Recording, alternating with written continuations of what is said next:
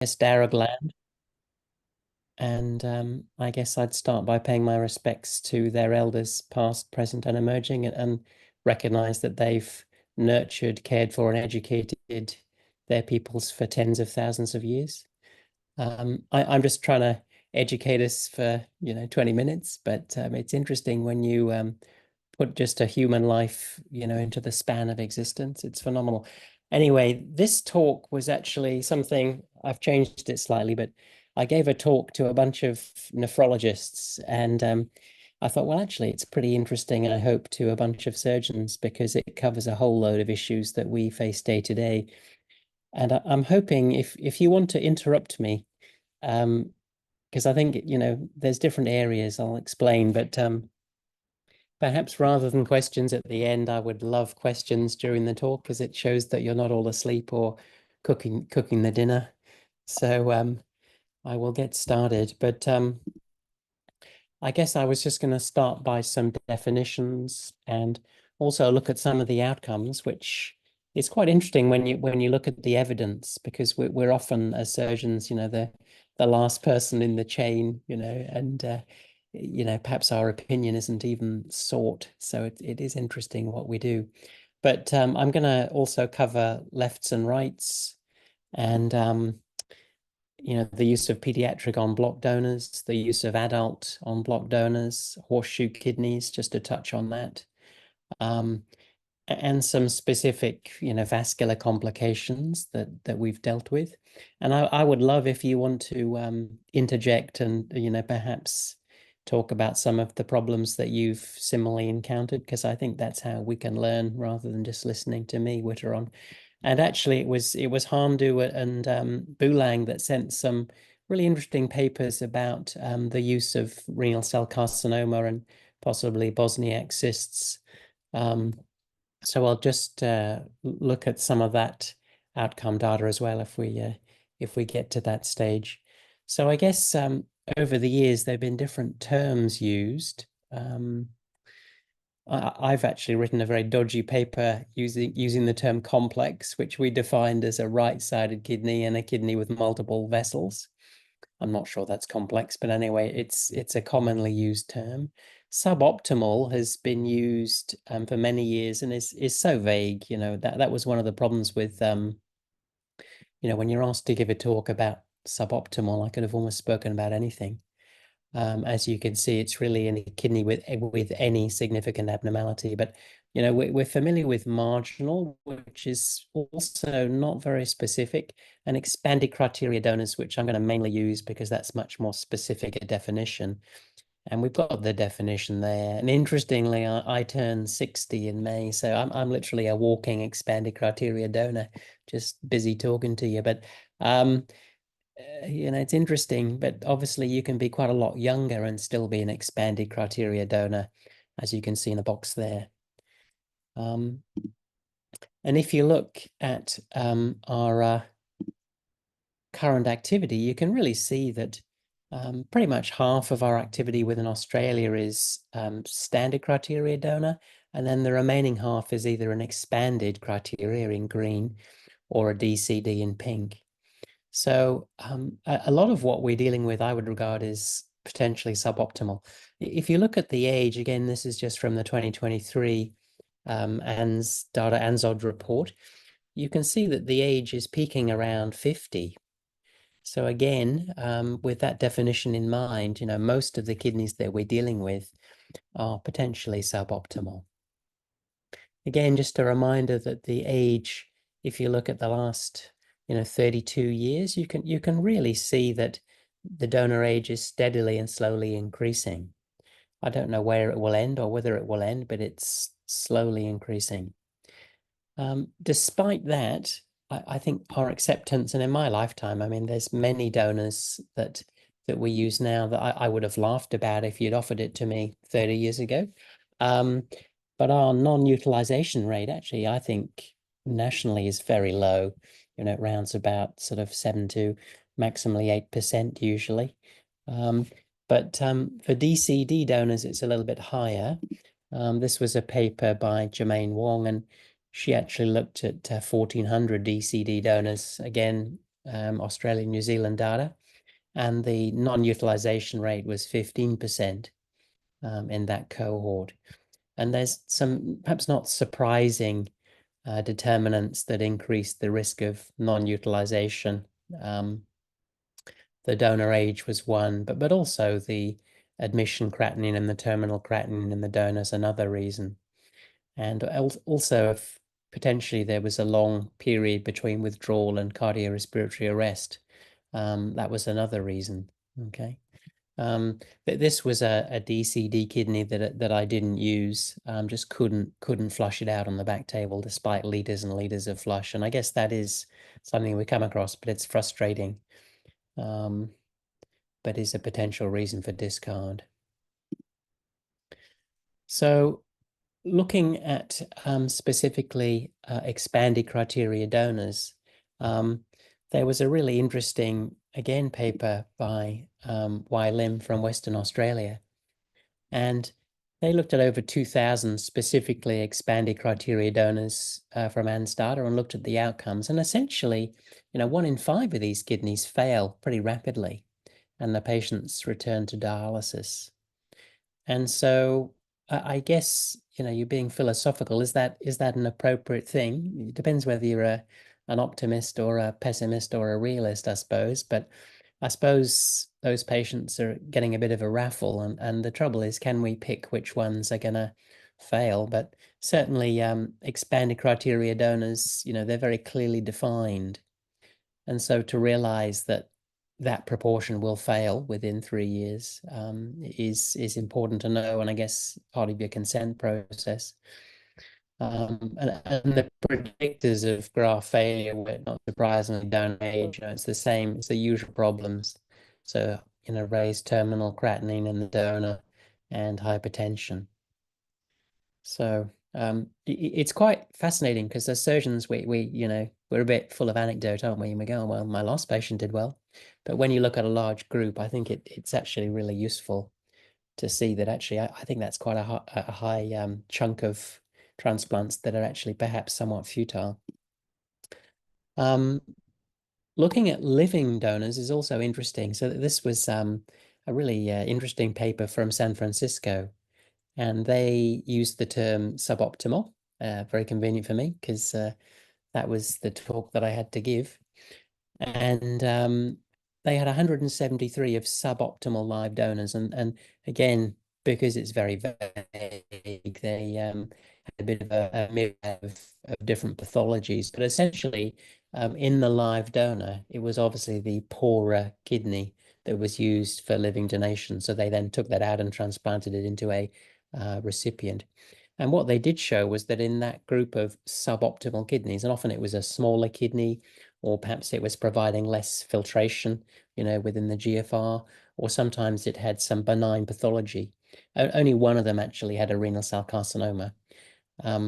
So most were for other reasons, benign reasons. But again, when that kidney was deemed suboptimal, even in the living donor setting, it had a significantly poorer graft survival, really at all time points in terms of follow-up.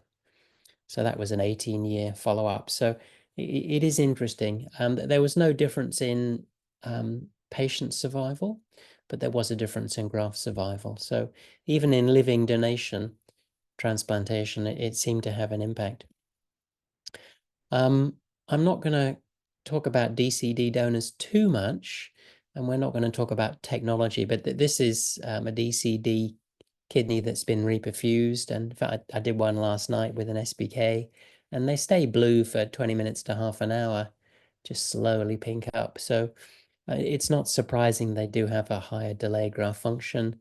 It's interesting that the whole world is using more of them. Santosh, you got a hand up. Yeah, Henry, this is an interesting topic. Now, when you mentioned about the living donor transplants, what we often see in Adelaide here is that, you may, when the split function is somewhere between the 35 and 40 in one of the kidneys, and, when we decide that that is a kidney that's going to the recipient, often there's a bit of a worry whether that much function is enough for the recipient. Again, sometimes we may have donors who have marginal or like a borderline GFR, and we normally look at the BTS criteria for the GFR and the split when it is a bit smaller. One of the reasons, or most of the time, the reason that's given is that, well, the patient may have a good quality of life in terms of 4 5 years of without transplant and this and that, and therefore we justify taking the so-called suboptimal organ and then give the recipient.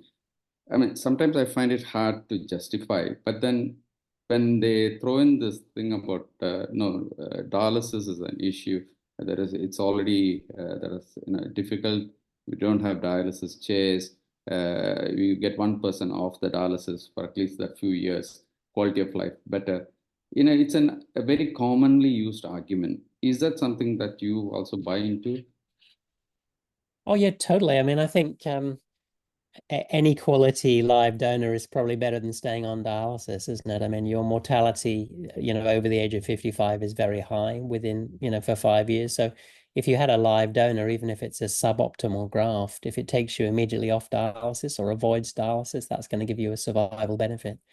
I think, yeah, it was just an interesting sort of facet to see that poorer quality grafts are not just from deceased donors, they're also from living donors. But no, I totally agree with you. I think we'd all do the same, Santosh.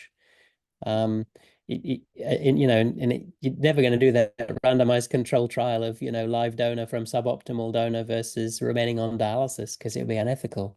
I mean, I'd be dead, wouldn't I? Because I'm 60. You stick me on dialysis, I'll be dead in 5 years. So I think that would be a no-brainer for me. I wouldn't consent to that trial. I'd have a suboptimal live donor graft. Um, but yeah, no, I've got some interesting pictures coming up from other issues, and what I really want is to get people's kind of experience about what they do technique wise, because a lot of surgery is without any evidence. So anyway, we'll keep going. But no, thank you for the question. So going back to deceased or deceased donor surgery and DCDs. Interestingly, in Ann's data, they don't even report the outcomes of DBD versus DCD now. And this is probably because everyone believes that, there's no difference. And this is pretty impressive national data from the Netherlands. And you can see that you're talking nearly, over 2,700 DCDs versus way over 3,500 DBD kidney transplants. And you've got a very good non-significant long-term graft survival between the two cohorts. There is a slightly increased risk of graft loss and primary function very early on from the DCD. So everything sounds hunky-dory, and that's why ANS data doesn't report it. But in actual fact, when you look more closely at DCDs, I would regard that there is a cohort of those that are absolutely suboptimal. And this is looking at UK data, looking at almost 5,000 DCD grafts, so large series. And what they showed was that when you had delayed graft function more than 14 days, which isn't that uncommon, then that absolutely had a significant impact, increased risk of graft failure and increased risk of patient death, okay, at all time points. So interestingly, prolonged delayed graft function from a DCD graft absolutely gives you a suboptimal graft and patient survival. And similarly, this is using ANS data. So this looked at over 7,500 kidneys, and then it looked at our DCD cohort within that. And if you just look at the red line here, on the horizontal axis, you've got hours of cold ischemia, 5, 10, 15, 20 hours. And in the vertical axis is your risk of graft loss. So for every hour that DCD graft over the age of 55 was stored on ice before implanting, you increased your risk of graft loss by 9%. So for every hour of cold time, you got an increased risk of graft loss by 9%, which is I get really frustrated. I'm sure it's the same with everyone online. When the anesthetists dither, they won't send for the patient. Oh, the nurses need their tea. And then literally 3 or 4 hours goes by. And then you look at that graph and you think, Jesus, we've just increased our risk of graft failure multiple times over. So I'm sure that everyone suffers the same pain, but it's really frustrating. when you know that these grafts are very susceptible. I guess I can't say they're suboptimal, but would I want a 70-year-old DCD graft? I probably wouldn't. Do you see what I mean? I definitely want a suboptimal live donor graft, but I don't think I'd want a 70-year-old DCD graft. But this is actually DCD grafts over the age of 55. And if you look back at our peak age, that's pretty much what our peak age of donors is. So that's all of our DCD grafts. Okay. Anyway, enough of my whinging, but it's a real issue. I'm not going to talk about these technologies. I would love us if we could somehow use more of them, particularly perhaps, routinely hypothermic machine perfusion from the donors.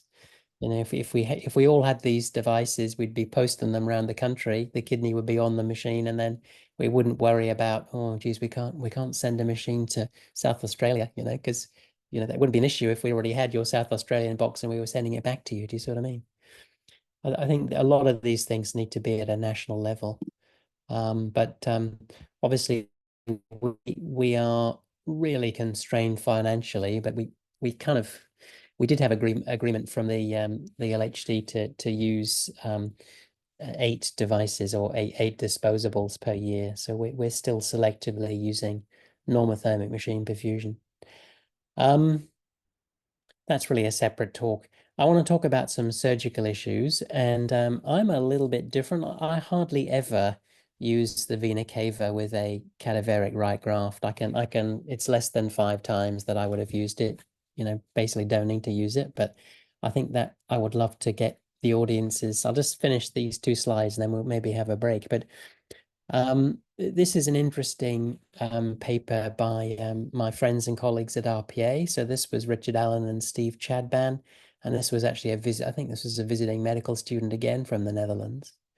But they looked at Anne's data, so they looked at over 6,500 kidneys, and they did a paired kidney analysis comparing rights versus left. And what they showed was that if you had a right cadaveric kidney, you had a significantly higher early graft loss compared with the left. And it is interesting, but that was borne out, with the long-term survival, but it didn't change. So the grafts were lost early on, and just sort of in a different format. So I think they postulated that it was because of the short vein. I would actually argue that pretty much, I don't know for how long, for more than 20 years, we've been removing the right kidney with the cava, and maybe it's because the vessels are too long. I wondered whether it was because the artery was too long, and maybe the artery gets kinked. But what do people think and what do people do, I suppose? Because I'd love to find out whether maybe I'm the only person who doesn't use the cava routinely, but I certainly don't. But what do people do? Hi, Henry. Blanc here. Yeah, Yeah, it's a Gulan. great talk. Henry. I think it's lovely talk. You calculate as category as like a suboptimal donor kidneys, probably including medical and surgical set as well. So just back to your this quick like a query. I totally agree. Red kidney in theory should not have inferior outcome regardless. So, as you mentioned, whether you do extension or not, totally, up to your skill there. You can shorten the renal artery, make a relative equivalent length to the vein, or, depends recipient habitus. So I extend the red renal vein depends the patient. If really bigger patient, probably I extend a little bit, just to make your life easier. Even skinny patient, I probably shorten the renal artery. So it depends really on the quality of the vessels, etc. in this regards. This when you look at the large cohort, certainly I guess the red kidney due to the vessel equivalent length may cause issues. If you keep the original length of renal artery and keep original length of red renal vein, you have to really position kidney carefully. You want to take a renal artery, or you won't overstretch a renal vein either. So I think basically the technical issues. Depends on how you handle it. So I'd like to hear from others. Thank you, Henry. Thanks, Bulang. Is that a legacy hand, Santosh, or is that a new hand? So no, it's a new hand. It's just that I lost contact for a bit. But anyway, now right versus left, I am always in the habit of using the IVC as a conduit. Earlier days, I used to just stick to the vein if it is of good size. I find it much convenient to use the IVC as a conduit. The advantage I find is that I'm not struggling to anastomose irrespective of the size of the kidney. The kidney will not, get will not sit on top of that short vein and compress the vein. Chances of venous thrombosis and all that is much lower. So I'm very comfortable with using the IVC conduit. Early days, I used to just do hand sewing. Nowadays, I just use, I got a bit lazy, do vascular stapling and do it. But I make sure that I leak test it, so chance of leaking and all that is much less. Whether the right kidney kicks off better than the left kidney, my general impression is that right kidney is a bit slower than the left kidney.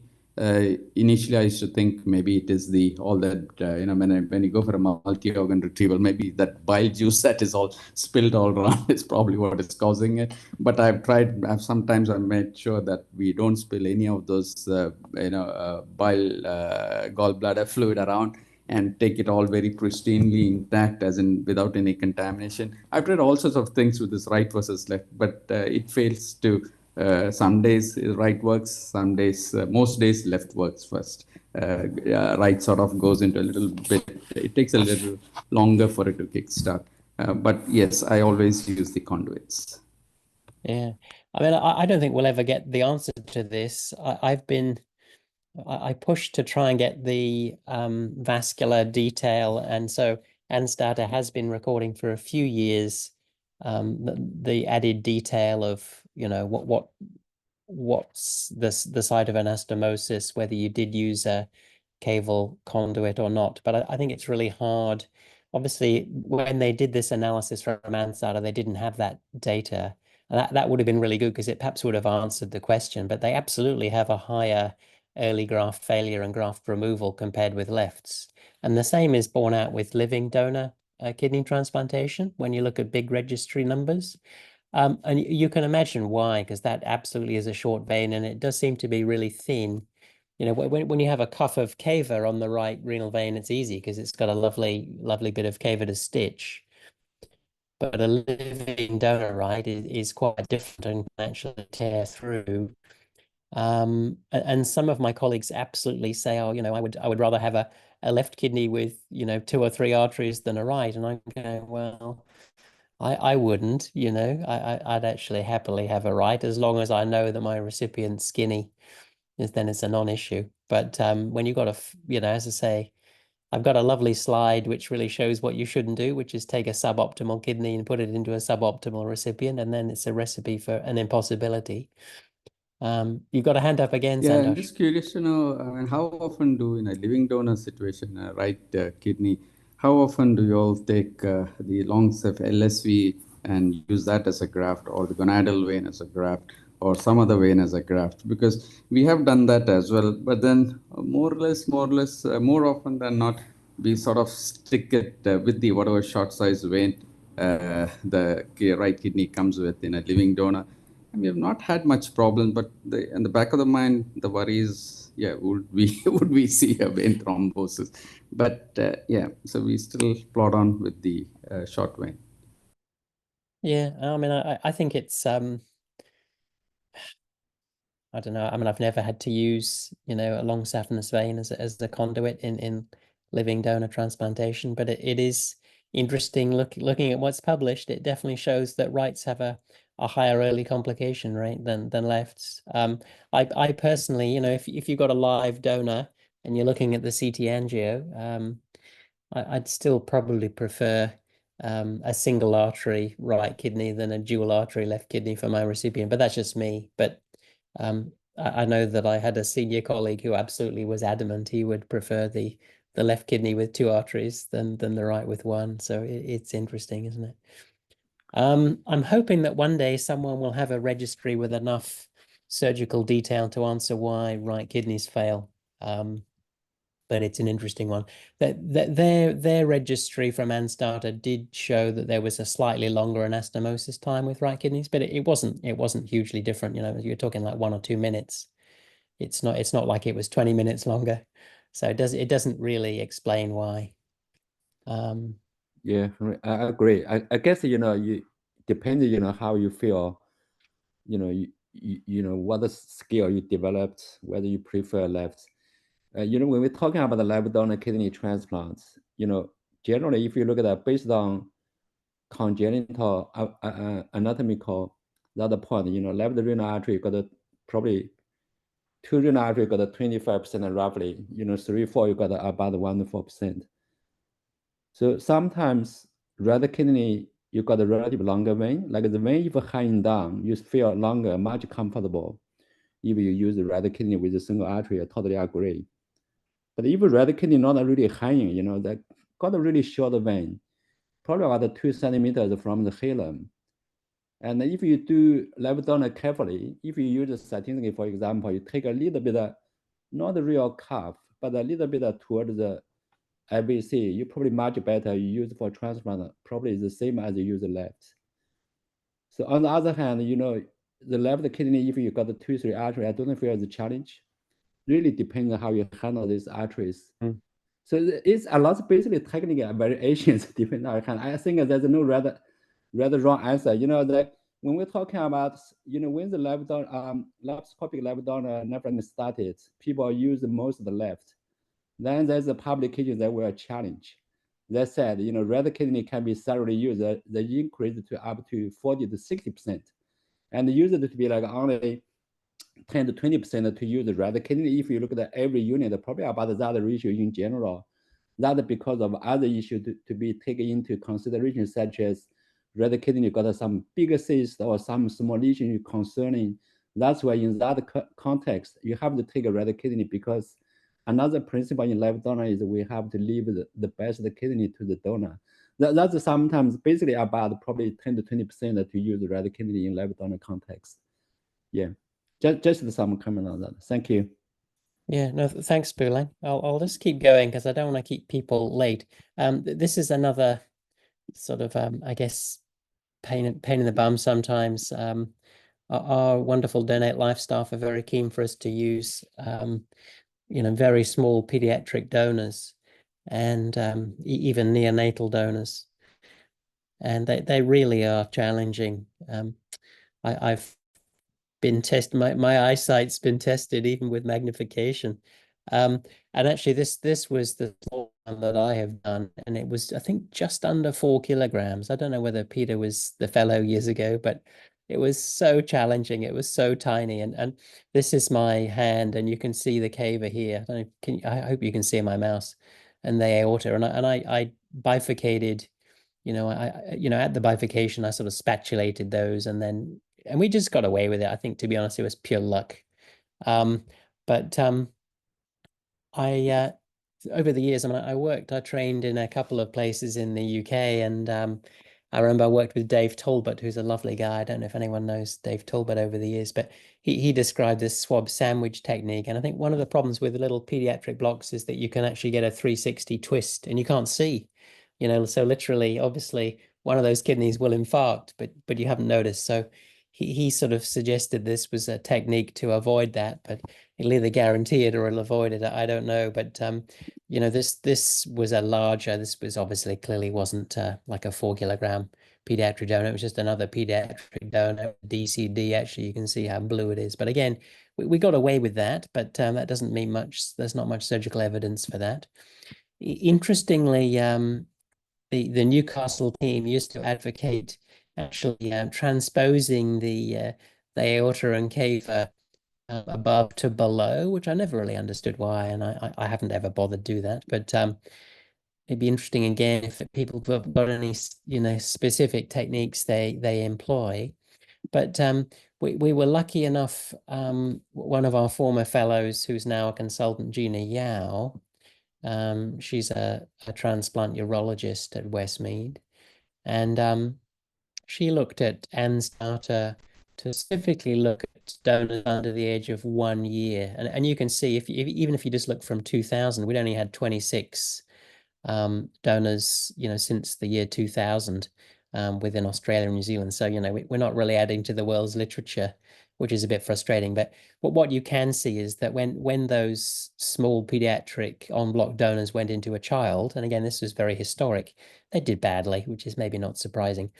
And the graft survival was better if they went into an adult, and that's largely been continued in terms of the practice, although absolutely debatable. But you can see, we've only got 25 that have gone into an adult, in the last 18 years within Australia and New Zealand. So we're not really a huge global powerhouse of transplant activity. This was a great paper from Lyon, and this was an 18-year experience. They actually looked at their series of en bloc pediatric donors, and you can see they had 21. They were largely around a year of age, so slightly bigger, and they put them into young adults. But what was interesting was that they serially scanned these kidneys, and you can see that growth really continued sort of beyond 2 years, where you're getting increasing in size. But most of the growth, sort of 85% of the growth occurs within the first 12 months. And, I found that a useful slide because it's the question that people often ask me, and I go, I don't know, I better look that up. So I thought I would put that slide in for you just to give you a pictorial of that growth. This is just an incredible paper from Shangsha in China, and it just shows their population.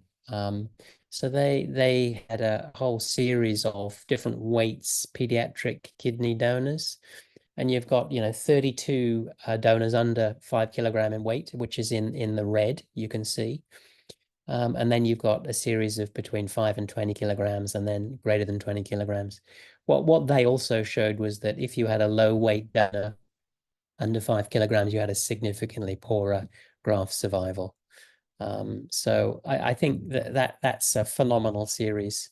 Literally we've done like a couple, and I know I saw Susanna Lamb online. I mean, I think RPA have done several as well, and they're really challenging. And I have to say, when you see a big, continental experience there and getting pretty crap outcomes, it puts you off using a tiny pediatric en bloc, doesn't it? But I think it's quite sobering. But certainly they're very challenging, I found. Henry, just a comment.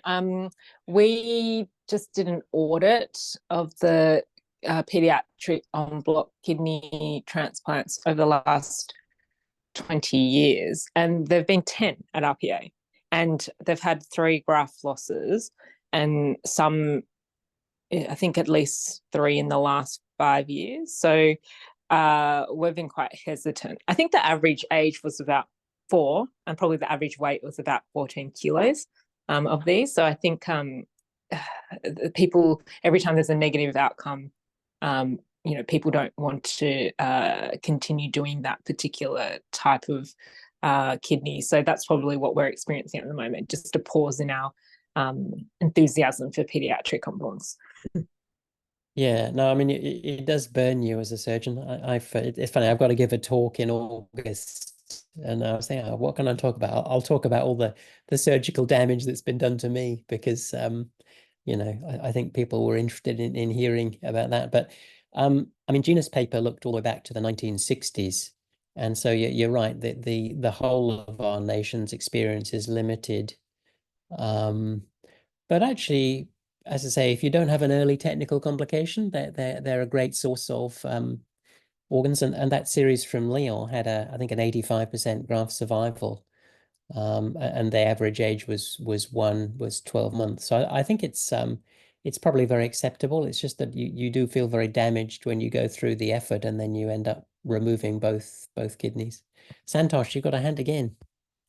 Yeah, Henry. So we did present our experience at the Christchurch conference. Now with the Newcastle technique, I think the advantage they say is that one, it prevents the 360-degree twist, and secondly, the kidneys gets closer to the bladder. So even with small ureters, you can reach the bladder much easier than the standard technique. Now, I sometimes wonder that the more smaller the organ, do you guys stent these ureters, or just what do you all do? Yeah, no, we were able to get some smaller stents from sort of down the corridor from the kids' hospital. Yeah, so we did stent them. Okay.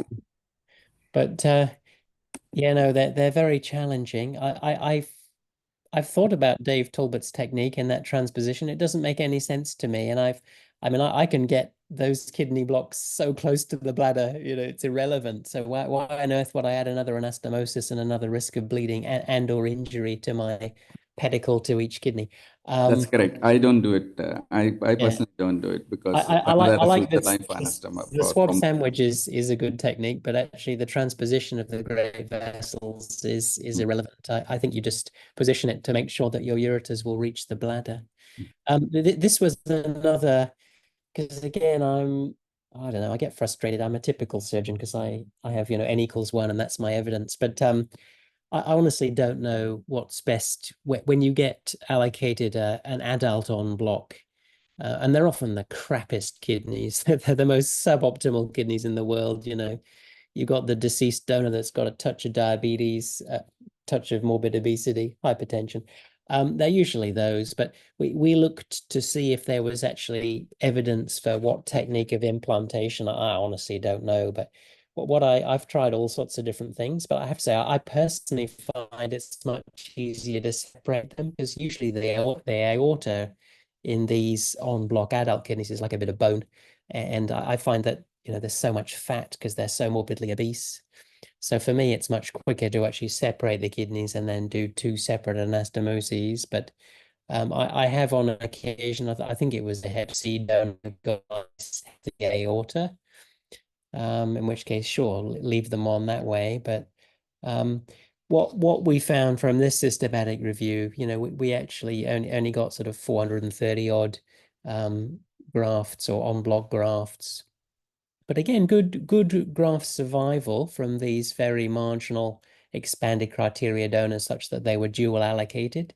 So these were all adult donors. They specifically weren't pediatric donors. But what was interesting, and I can't even remember our New South Wales dual allocation policy. Maybe Susanna can tell me, but I can't remember it because it's just a guideline. And what we noticed was that in all these papers, there were several kidneys that had thrombose, and yet no patient returned to dialysis, suggesting that maybe they only needed one of the kidneys rather than the block, So it was quite funny, actually.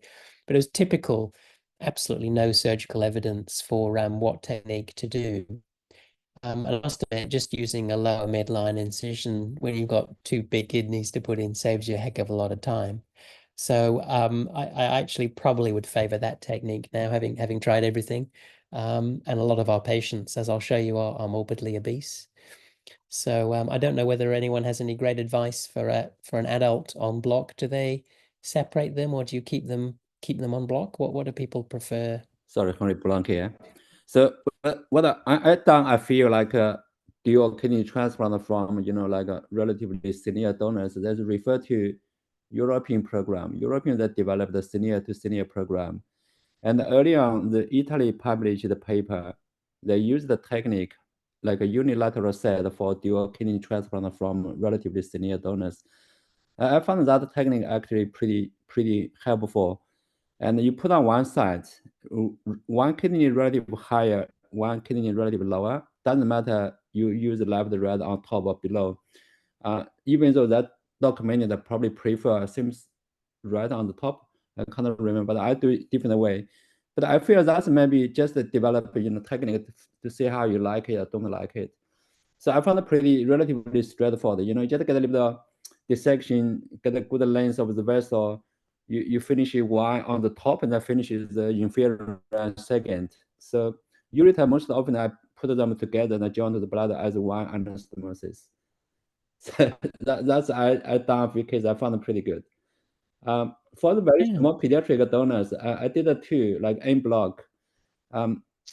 As you mentioned, I don't understand why the UK tried to do transposition from the inferior elder to the superior. Basically, I close the superior. I use the inferior for anastomosis end to side.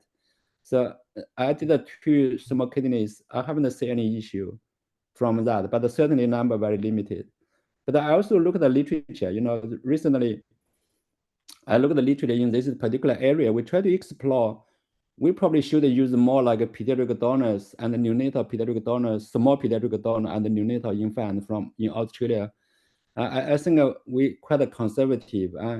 If you look at there's a lot of reports with a very good outcome. In fact, giving like historically, we said, about probably 20% vascular thrombosis rates from small pediatric donor, whether you do en bloc separate. But actually, there's a large cohort that done very well. They did 141 cases, small kidney from 5 to 10 kilos donor. There wasn't any thrombosis event. You can see really need some technique to just like probably we need a centralized unit to really like dive inside, to develop a little bit more like a kind of a concentration skill onto that. I guess, if you look at the xenotransplantation concept, that small pig donor kidney with like that monkey only about 8 to 10 kilos, and the donor about 5, 6 kilos too, roughly, or probably 8 to 10. So, certainly technique can be done just to see how, you take it. Like UK published that experience, really focus on UK developed the 2 units, like a lead hospital and a guy hospital. I think the 2 hospitals that basically take like a pediatric, they got a fast track to take that offer rather than go everywhere. Yeah, thank you. That's just a comment. Yeah, no, I think what I've learned is that going below 5 kilograms, you absolutely increase your thrombosis risk dramatically. So, but yeah, greater than 5 kilograms, go for gold. I couldn't actually see, I needed microscope, to be honest. So I absolutely 4 kilograms is my absolute lowest weight limit. And I really struggled to see I just 2.5 times loops, really struggled to see because the vessels were so tiny. So that's my weight limit, and I think that's justified by the Changsha group showing, because they had, very good outcomes if you were greater than 5 kilograms, but not good outcomes if you were below 5 kilograms. So it's interesting. Santosh? Yeah, Henry. See, dual kidney transplants in Australia has been slow. So it was only in 2008-9, I think we were up there. But by 2013, I think most of the crowd in Australia sort of caught up. I think John Hunter was around 11, we were around 13, and so on in numbers. Now we started off initially 1 on each side, and then we moved on to like what belongs said, one side. The right kidney goes up, and then the left kidney goes down. On block adult transplants as well, we have done a couple of them. Now, only thing with that is that the left renal vein, usually I end up shortening it because it's sort of the whole thing, it lies like a bat wing, and there is a high chance that it might sort of kink the vein, but the artery sort of, because of the pressure, it sort of curves up and it will not kink. So I always trim the left renal vein in those adult on blocks and then leave it out there and it stays fine. So that was the only thing extra I do. Yeah, no, thank you. No, it's interesting, isn't it? We probably all do fairly similar things. This was just to mention, I sadly got this horseshoe kidney. Actually, I can't remember whether I'd done the donor, but maybe not. But anyway, I remember doing one horseshoe kidney donor, and I sent it to RPA, and apparently they took 7 hours to implant it. So anyway, so when it was my turn to implant this one, I wasn't looking forward to it, but it was okay. But it was just such a massive bulk of actually renal parenchyma, sort of so big. So I just did a lower midline, and it actually was fine. But I took the back table took a lot longer, as you can imagine. But it was okay, and lovely, massive vessels to anastomose. So it wasn't exactly technically demanding. It was more just finding the right position for it. I stuck it onto the distal aorta and cava because it was just so enormous. But it kind of was okay. Fortunately, we had a big patient. So, again, that would have been a real challenge. And if you'd had a little skinny recipient. I was amazed that was first reported for transplantation in 1963.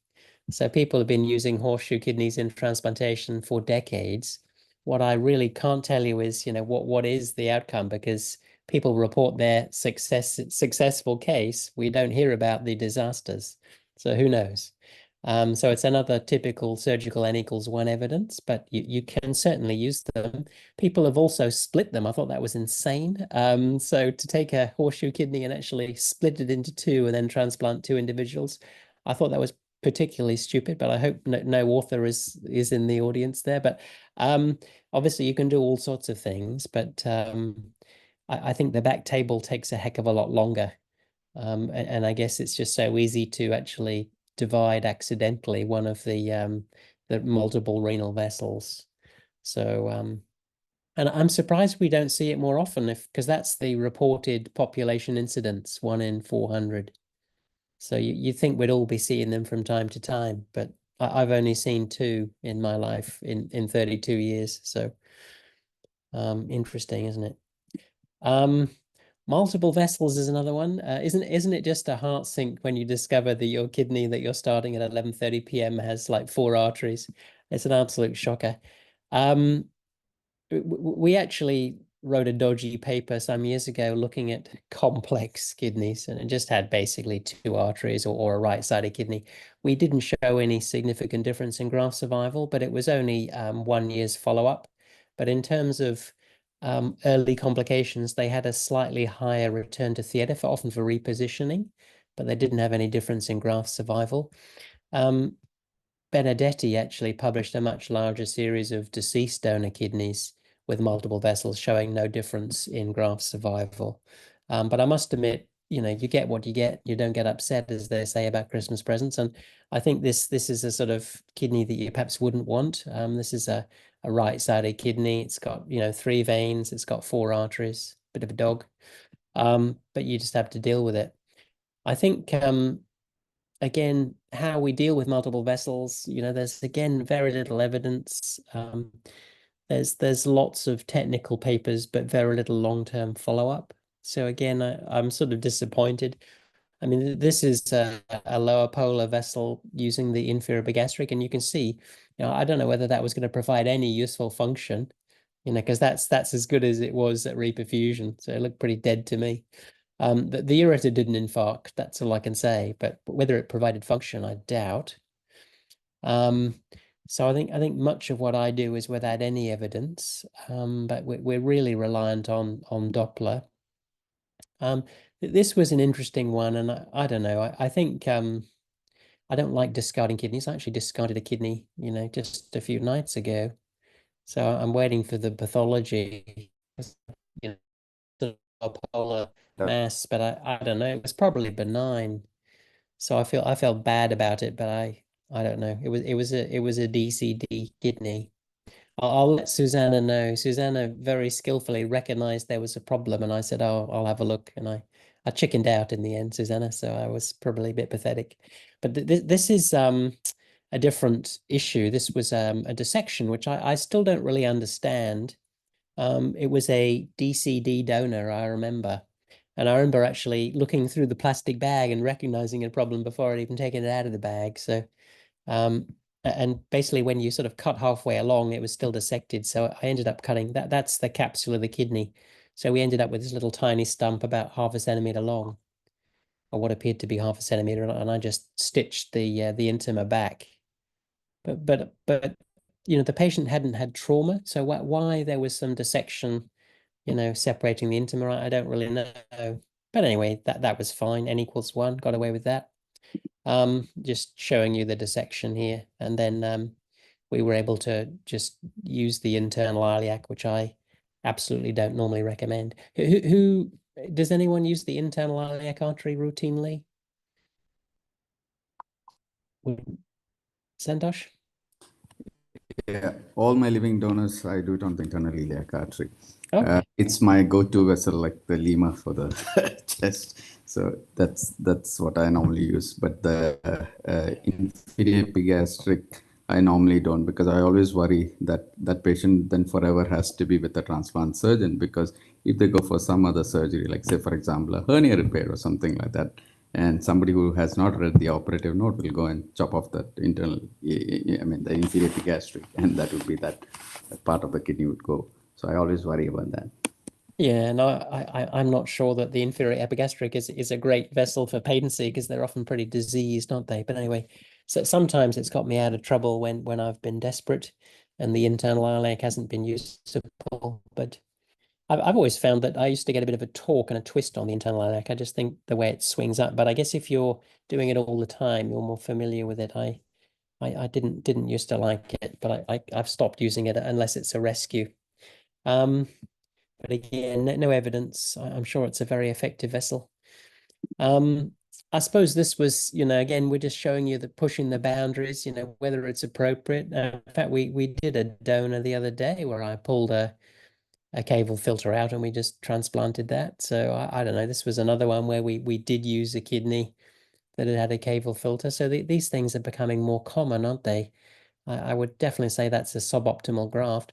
This was a graft we actually didn't use. It had actually a pretty poor GFR, and it came with a massive renal artery aneurysm, which went right into the hilum. This was just cheating, really. This was essentially an auto transplant where we were taking a kidney out laparoscopically and then resecting the aneurysm just here, and then reconstructing and then sticking it back into the patient. But I don't know. I really don't like discarding kidneys. So I think if I find an aneurysm and it's a great quality kidney otherwise, I would try and use it. But I think if it's a poor quality, suboptimal kidney, I think you've got a very good reason to not use it. Just because you're increasing that risk of hemorrhage in your recipient if you have to do a reconstruction. But I don't know. I just wanted to finish. Oh, actually, what time we got? 4 more minutes. I better stop talking. But Handu, Ri, and Bulang had sort of, I think, discussed online a few months ago some articles, and I guess I was reminded of David Nichols' experience with tumorectomized live donor kidneys. And I didn't realize time goes so quickly, but he published a series back in 2008, and he had 43 live donor kidneys. There's some ethical issues which we haven't got time to go into, but essentially these were patients that had a small renal cell cancer, and they ended up having a total nephrectomy, and then the resection of the small renal cell cancer, and then it was actually transplanted into another individual. So essentially it was an altruistic live donor from a tumorectomized renal cell cancer. And they had 10 years of follow-up, and only one of those patients had a local recurrence at 10 years. So David Nichol has been an advocate for using renal cell carcinoma in selected cases for transplantation. What we do know is that if you've got a prior history of cancer, it's a very good reason to non-utilize an organ. And this was another paper from Wai Lim and Jermaine Wong, who seem to be a publishing machine, the two of them. But this was an excellent paper. It actually looked at over 2,000 patients that had either most of them had a local resection or sometimes a radical nephrectomy for renal cell carcinoma. These patients weren't immunosuppressed, so it was really just looking at their outcome. And you can see that if you had a small renal cell cancer, the risk of recurrence was around just about 1.1%. Whereas greater than 2, between 2 and 3, your risk of recurrence was around 2.5%. So it's interesting that David Nichol had that really good series and outcome of 43 patients with immunosuppression, because actually there is a risk of recurrence, but it's low.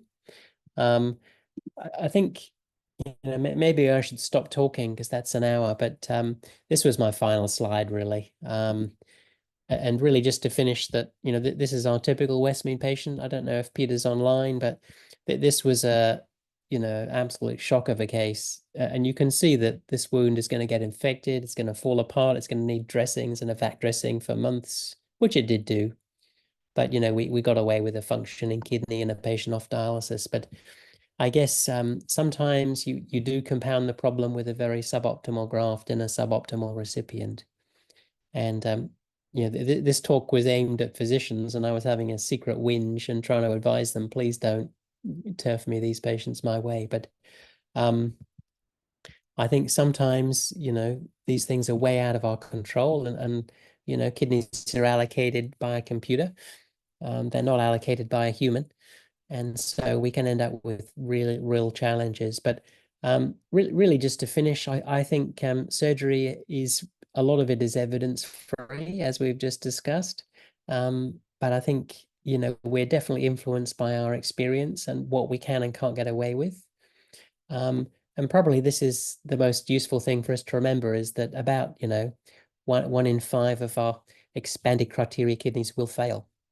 And also perhaps the other important learning point from tonight, from my point of view, is that a really low donor weight, 5 kilograms or less, does have a significant chance of also graft thrombosis. So those will be my take-home messages. But I don't know if anyone, it's too late, it's 8 o'clock.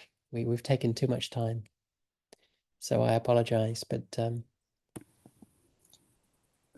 thank you, Henry. Thank you for that very interesting talk. In fact, this is something we surgeons always look forward for, because we can always discuss the finer points of our usual surgical practice. And when it comes from a senior person like you, it always, we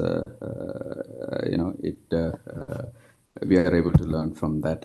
And I think the next is on the 5th of August. I think Jerome Lawrence is going to do the presentation. So thank you again for the lovely presentation, Henry, and hope to see you all there. I hope everyone has a good school holidays. Yeah. Yeah. Okay. Thank you, Henry. That's great talk, Henry. That's great. Now take care. Okay. Thanks. Bye. Okay. Thanks for giving up your night. I wish it wasn't so late. It's a shame. Okay. Take care. Bye. Thank you. Bye. Bye. Bye. Thank you.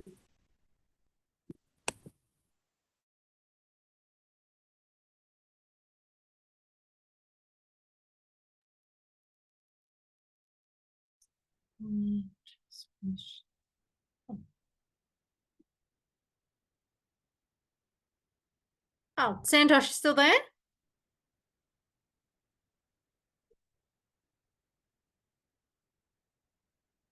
I think he's done.